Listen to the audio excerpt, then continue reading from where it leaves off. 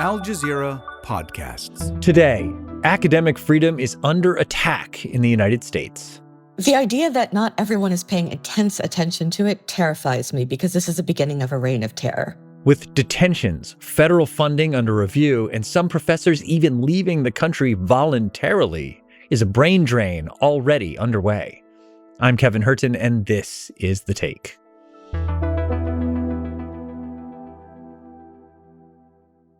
My name is Marci Shore. I am a professor of history at Yale University, coming to you today from Toronto. I teach European intellectual history. My work is on Eastern Europe.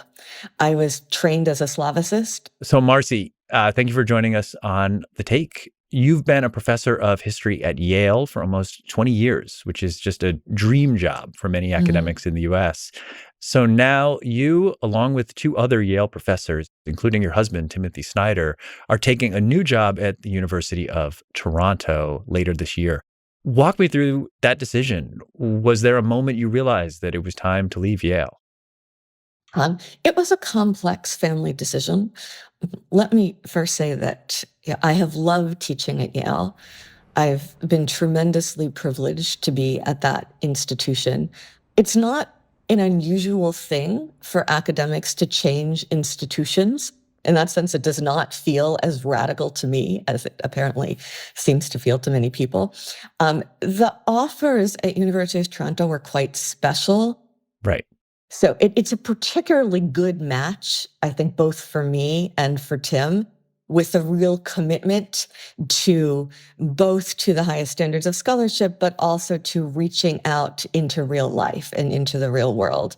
So you have one, professors change schools all the time. Two, this was a particularly good landing spot, but there's also something else. Yes, there was my long building sense that it could well be time to get out of the States. I could feel it. I was terrified already in 2008 when Sarah Palin came on the scene. That was my first moment of getting very scared. I mean, to me, the relationship between John McCain and Sarah Palin could have been right out of Romania or Hungary in the 1930s. And that was a moment where you have a polarizing political spectrum all over Europe. The right's becoming more radical. The left is becoming more radical. The center is melting into air. And you have an old right, which is the old conservative right. And the new right comes on the scene, the young fascist right. And it takes the old right some time to realize that the new right is not just a livelier, more energetic version of themselves. They don't quite understand what they're getting into with these initial alliances. And I saw John McCain and Sarah Palin, and I thought, this is the old right and the new right. He doesn't understand the forces that are being unleashed. And I think at a certain point, he got scared. I think he realized that she wasn't just a sexier, more energetic, more telegenic vision of himself and his Republican Party, that she's someone who lived in a totally fictitious reality, who had no sense of restraint, who would happily rile up a mob to lynch somebody. And he got scared. And you could see that in that moment where it was a famous film moment where there was some kind of crowd and they were screaming that Obama was a Muslim, he was an Arab. I got to ask you a question. I do not I can't trust Obama. I have read about him, and he's an Arab. He is not. No, ma'am. He's a decent family man, citizen that I just happen to have disagreements with on fundamental issues, and that's what this campaign is all about. Which, first of all, was the wrong answer because you're accepting the premise of the conversation, which is that being a Muslim or being an Arab would be bad. But his impulse was that there's a mob ready to lynch someone and you've got to pull them back. You could feel he was scared. I remember all of these things you're talking about like it was yesterday. But I think what you're saying is that the pot has been boiling since at least that first Barack Obama election.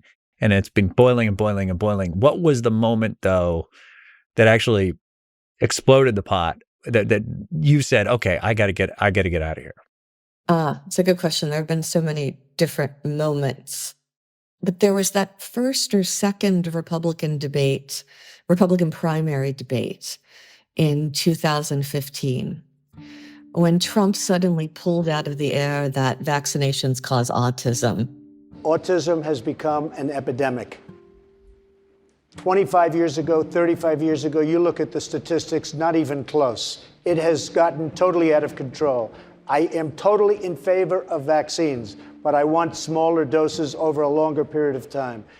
And I thought, he just did something that is going to result in the deaths of other people's children, and no one is even remotely holding him accountable. And I felt like a door had opened to an egregious absence of responsibility. And I was already terrified then. If I understood how dark that could get sooner than most Americans, it's not because I'm smarter, but because I had been watching what was happening in Russia and Ukraine. Yeah, and now the difference is this total obedience to the leader, right? That is the only thing that matters is what one person says. And you've seen that in history. Now we're like in a Nero-like court situation. I mean, and recently it's reminded, there have been moments that remind me of Ceausescu and in Romania in the 70s and the 80s. These crazy, like, oh, the great genius. Oh, he has this unusual musical gift and sensitivity. So naturally he should be heading the Kennedy Center. Or, oh, look, he won the golf tournament. He's also the greatest athlete. I mean, I think we should just say that we are talking about Donald Trump. We should make that clear. Yeah. I mean, these things would be parodies. And they should be parody. You can't even parody anymore. Because this is the kinds of crazy over-the-top things they used to say about Nicolae Ceausescu, the genius of the Carpathians, and his wife is the greatest scientist. I mean, they would be laughable if it weren't actually happening. I feel like we've run out of vocabulary to even express the grotesque. So, Marci, President Trump is pulling or threatening to pull funding from several universities. Their reason, their failure to deal with anti-Semitism on campuses. Now, at the moment, there are universities the administration has been reviewing for this reason, including Ivy League schools like Harvard, Columbia, although not Yale. Certainly seems like they are going down the list, right? They're singling out schools, putting conditions on funding. You know the expression, first they came for Columbia, I didn't say anything, then they came for Harvard. Do these institutions need to wake up to the fact that they need to act together if they hope to stop this? I would like to think that. I mean, I'm one of the faculty members who signed a open letter that was going around saying universities have to band together. We have to act in solidarity. Now, whether or not that will happen, I don't know. I should first of all say, like, while I've spent my whole adult life at universities, I understand them from the point of view of a faculty member. I have always assiduously avoided taking on administrative roles because I've never liked administration. I prefer to be in the classroom with my students. So I've never been responsible for an institution. Yeah. So it might be very easy for me to judge and say that the people in the administration are selling out or capitulating, whereas I see faculty members picketing and protesting and coming up with letters, because I've only ever had the subject position of being one of those faculty members, feeling very responsible for my colleagues and my students, but never feeling like there was a whole institution for which I was responsible. But you do have a unique insight into what is happening here, the playbook.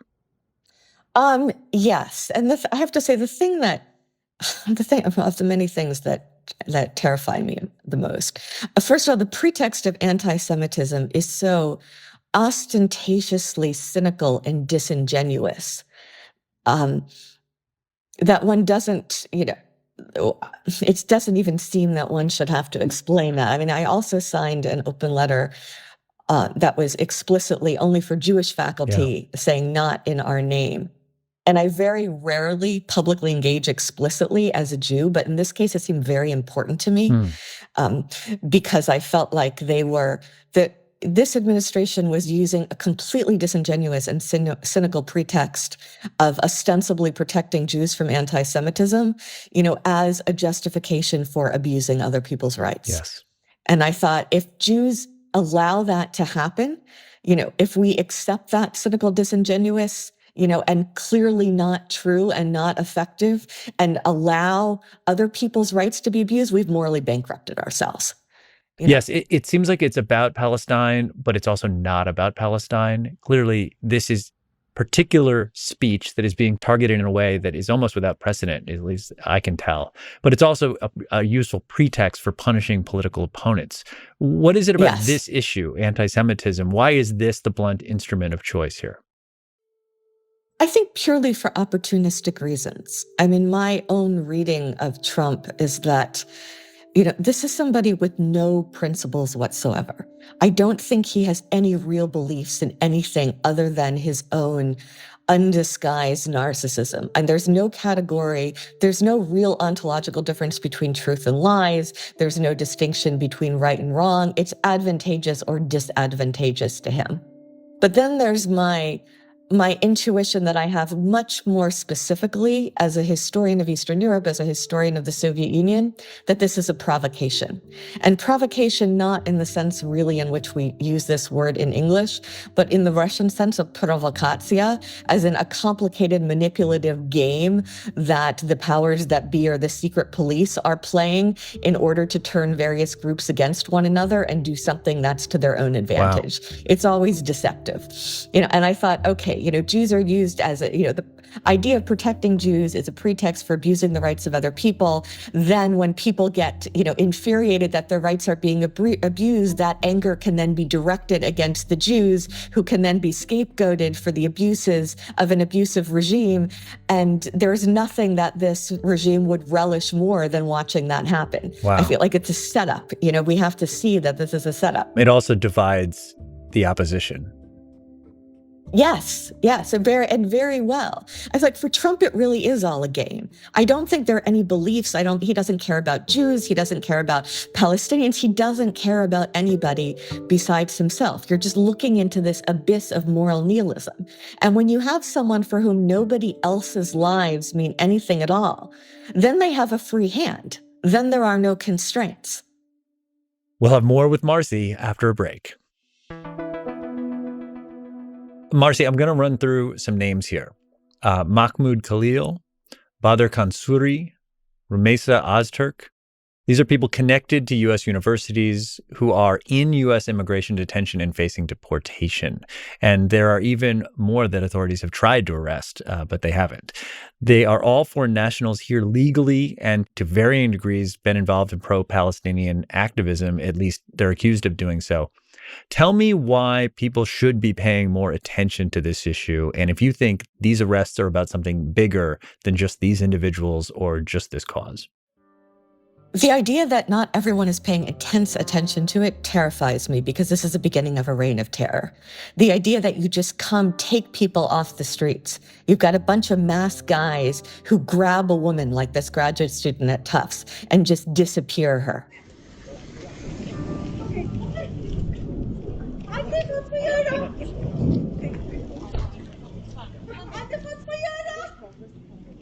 And they're not necessarily showing ID. They're not charging anybody with a crime. You have no Miranda rights. There's an arbitrariness to it. If I can teach everybody another Russian word, proizvol, which means arbitrariness, but tinged with tyranny and caprice. The idea that there is no constraint, there's no rule of law. The powers that be can take anybody away at any time. That's what's happening. And that scares me. I mean, that's more purge-like than anything else I've seen. I've always worked with many foreign students. I think all of us at these universities do. There's always a very high percentage of foreigners. It had always been the case that, people have issues with visas and, but the worst thing that generally I would expect to happen is that some kind of paperwork for a visa doesn't come through in time and somebody has to defer their studies for a semester or a year. But the idea that you're walking through campus with your student and somebody comes and takes them away and throws them into some kind of dungeon in Louisiana in which they have no access to anything for God knows how long because there's no rules, that's a reign of terror. And that arbitrariness really means soon anyone can come for anybody at any time. That's what it meant to be a Jew on the streets in any place that was occupied by the Nazis. That's what it meant to be anybody, anywhere in the Soviet Union during Stalinist terror. Yeah. They can just come for anybody at any time. Marci, there's so much going on with this story that it's actually really hard to keep up. Last week, Secretary of State Marco Rubio said that the government may have revoked visas for 300 foreign students and other visitors as part of his so-called catch and revoke program. But look, detention is simple. Your visas expire, your visas revoked. Rubio also called these people lunatics. Trump has also used that word, as well as Marxists and maniacs, to describe what he thinks of these people who have taken over U.S. universities. The administration has called these people pro-Hamas. I'm wondering what you make of these labels as a historian, why the government has to mark them as extreme to justify what it's doing. I have a cynical take on the labels. I think you can throw any kind of combination of scary words out there. Obama spent his whole first year trying to get healthcare passed, and suddenly any attempt to make sure Americans have access to healthcare, you're automatically a socialist, a communist, a Stalinist. Tomorrow you're going to be in the gulag. But I also know from having worked in the secret police archives, in Poland and in other places, that you read these secret police reports and these guys are following intellectuals, not spying on their conversations, which they don't completely understand, and writing reports for their superiors that say things like, oh yes, this person seems clearly to be a Zionist, Trotskyite, Titoist, Maoist, blah, blah, blah. We should put 6 more guys on the case. Yeah. And you're thinking, they don't, it's just they're just words that are there to sound scary. I wouldn't read too much into thinking they mean something. I mean, I think what I'm very curious about now is psychologically how acronyms work, and how they might function differently from words. Because 4 years ago, it was CRT, critical race theory. Yep, CRT. That was right. It was waved around and it became... Now it's DEI. Exactly. From CRT to DEI, and it becomes almost disconnected from what the words mean. Yep. The people Woke who are... the same way. Right. No, this scary thing, CRT, and you ask people, do you know what it stands for? Do you know what that means? Do people know what DEI stands for? I think there's something also about the way in which performatively, I mean, these are labels that are used performatively to scare people. I don't think they have real content. But Actually, they will Jason use can them. They speak to use this them for a much better. reason, right? I mean, the Kierkegaard quote comes to mind: "When you label me, you negate me." It's a way of othering someone, so therefore you can do anything you want to them. Right. You put a spin on it and make it sound scary. You use some word that people aren't used to using in their own lives and their own everydayness. Marci, I want to end with some of the ambivalence that I think many people who come into contact with higher education are feeling in this moment. There's no doubt that U.S. research universities are among the best in the world. I mean, they're not only centers of innovation, economic engines, but they're this magnet for top students from all over the globe, this soft power tool of untold benefit. And all of that is being jeopardized for narrow, partisan, short-term interests. As a historian, what does this say about America and perhaps where it stands in its half-life as a world power? Oh, I wouldn't want to make any predictions about Americans' world power. I think there's been too much mythologization of America as it is. But of course, universities, as our job is to cultivate thinking. So naturally, a regime like the one we have, it's going to be an enemy of the university. That's almost overdetermined. After 3 years ago, after the Russian full-scale invasion of Ukraine, an early interview, Masha Gessen, who is a Russian-American writer and journalist, was asked the question everybody was asking: well, what are the Russians really thinking? What are they, how do you know this? Can you actually get a sociological opinion poll in a totalitarian state? And Masha said, well, it's very difficult to answer the question of what people are really thinking in a totalitarian society, because the whole point of a totalitarian regime is to prevent people from thinking. Wow. And so universities exist, to cultivate thinking. And naturally, if you have a regime whose aim is to prevent people from thinking, there's going to be a natural tension there. And finally, what about the universities themselves? These are such well-known brand names like Yale, Columbia, Princeton, but they've become big business. David Frum, a Canadian, famously satirized Harvard as a hedge fund with a university attached. Is this crisis exposing what is a long-standing problem over what these schools prioritize, profits over principle? And if so, is there still a chance to reverse course? I do worry about that. And to be fair, I don't understand enough about how the finances work and what the tensions are to make a fair judgment. I mean, I can say, and Tim would never mention this, but I will, that one of the moments that scared me was that around the time of the inauguration, J.D. Vance, who I think Yale bears some responsibility for, Tiger Mom was the power behind the scenes in the creation of this monster. Amy Chua, my colleague at the law school. Yeah.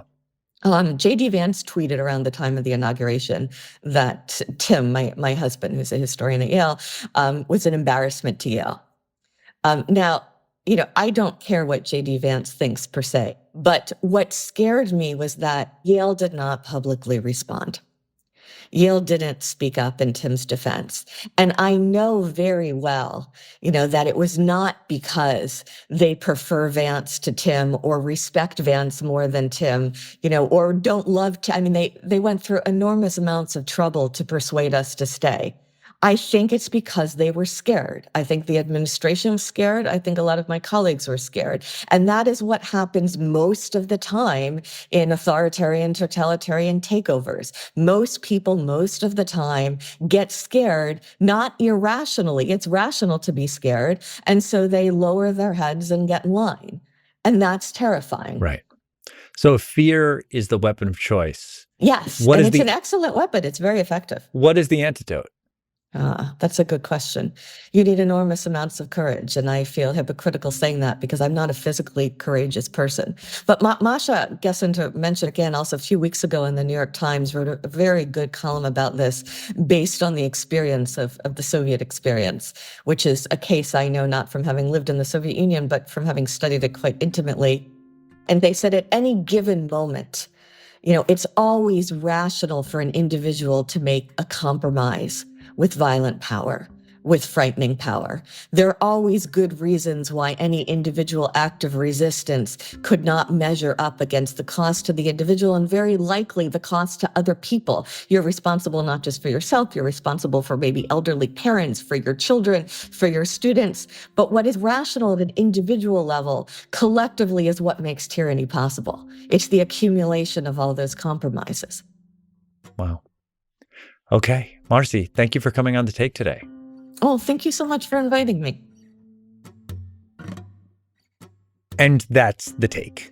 If you enjoyed today's episode, don't forget to give it a like so more people can find it. And I'd love to hear your thoughts in the comments below. Let me know what stood out to you, or if there's anything you'd like us to dive deeper into next time. I'm always checking in, so let's keep the conversation going. We'll see you tomorrow.